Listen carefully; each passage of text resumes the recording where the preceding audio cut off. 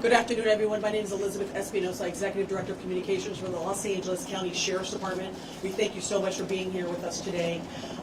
In the order of speakers that we will have today will be LA County Fire Chief Daryl Osby, and then we will have LA County Sheriff Alex Villanueva come to the podium. Thank you.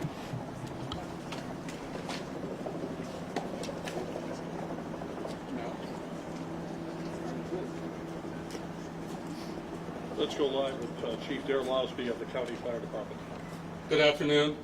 My name is Daryl Osby, and I'm the Fire Chief of the Los Angeles County Fire Department. I want to thank you for coming here to today's briefing of the Willow incident. Today, shortly before 10 o'clock at 9:47 a.m., the Los Angeles County Fire Department received a 911 call of a potential helicopter down in a brush fire at the intersection of Los Virgenes Road and Willow Glen Street in the city of Calabasas in unincorporated Los Angeles County. Upon arrival, our firefighters discovered approximately a quarter-acre brush fire that resulted from a crash on the hillside. The Los Angeles County Fire Department initial response was 15 pieces of apparatus and 56 personnel that consisted of paramedics, engine company, heavy rescue, truck company, hand crews, and aircraft, and a chief officer to oversee the incident. Upon arrival during the incident, and upon arrival of the Sheriff's Department, our two respective departments entered into unified command to handle this incident. Our firefighters on scene indicated that there was a debris field in steep terrain with a quarter-acre brush fire that was occurring at the time. Our firefighters hiked in to the accident site with their medical equipment and hose lines to extinguish the stubborn fire, as it included the brush fire, debris from the helicopter, and the fire also included magnesium, which is very hard for our firefighters to extinguish because magnesium reacts with oxygen and water. In addition to our firefighters hiking into the incident, we had one helicopter flying to the incident with firefighter paramedics on board. Those paramedics were hoisted down to the incident early into the incident. They did a search of the area for survivors. Unfortunately, all the survivors on board were determined to have been perished. Firefighters and hand crews worked to extinguish the fire while carefully preserving the incident for investigation.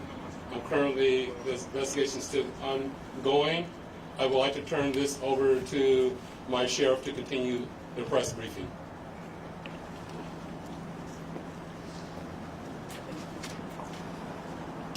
Thank you, Chief Osby. Personnel from Los Angeles Sheriff's Station responded to the scene of the crash site and assisted the fire department, and we've established a containment area, and now our Aero Bureau has a handle on traffic or aircraft accidents. However, when there's a fatality, then it switches to the National Transportation Safety Bureau, the NTSB, and the Federal Aviation Administration, the FAA. The FAA is already on scene and assisting. We're waiting the arrival of the coroner's office to assist in the recovery of the remains. As the chief indicated, there were no survivors. We have a manifest that indicates that there was 9 people on board the aircraft, the pilot plus 8 individuals. There is wide speculation of who the identities are. However, it would be entirely inappropriate right now to identify anyone by name until the coroner has made the identification through their very deliberative process, and they've made notifications to next of kin. And it'd be extremely disrespectful to understand that your loved one was perished and you learn about it from TMZ. That is just wholly inappropriate, so we're not going to be going there.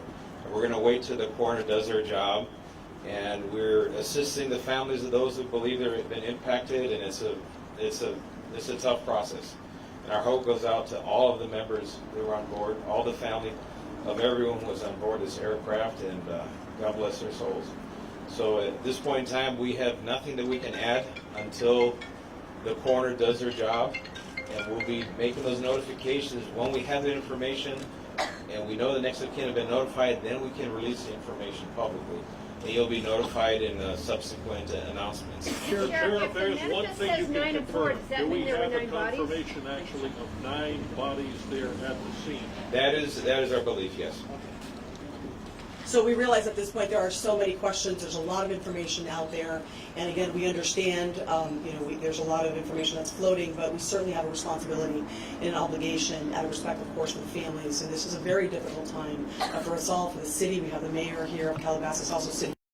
We thank them for being here, and in fact, they wanted to pass on a message that for those in the community that want to gather here and are coming to Calabasas, if you do, you are welcome to join others at the Dianza Park here in Calabasas, and the cross streets there are Los Hills and Las Virgenes. Also, the Sheriff's Information Bureau will be sending out updates as to when there will be, if there is one, a press advisory out, a notification of another press conference or any other updates through our Twitter. So please look for that. And again, we thank you so much for being here today.